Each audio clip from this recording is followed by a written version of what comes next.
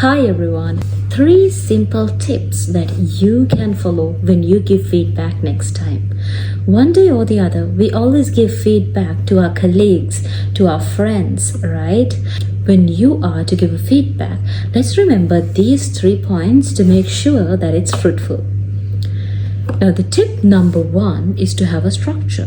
When you are giving feedback in your head, have a structure as to what you are going to say.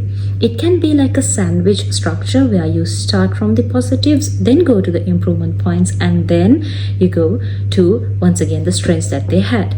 Or you can follow a structure where you say all the good points, the strengths that this person had, and then move to the improvement points. But key here is to always start with a good point or a strength that someone had, so that you make a good impression at the start and then you slowly dive into the improvement points. Tip number 2 is to not say negative.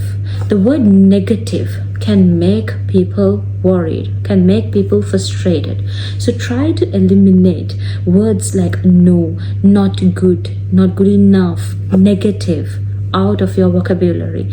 Instead, use words like things that you can improve on, things that you can put your focus more towards.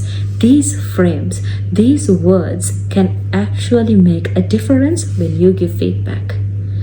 And last but definitely not the least, make sure that you give examples and also say how better that they can improve on that particular point. Because without examples, without context, one might find it really difficult to grab that feedback.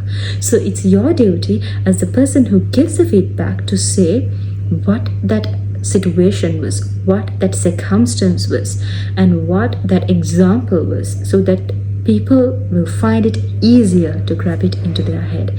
And don't forget to tell how they can work around it. If you were them, how you would restructure it. With these tips, I'm sure next time when you give feedback, it'll be a value-adding feedback.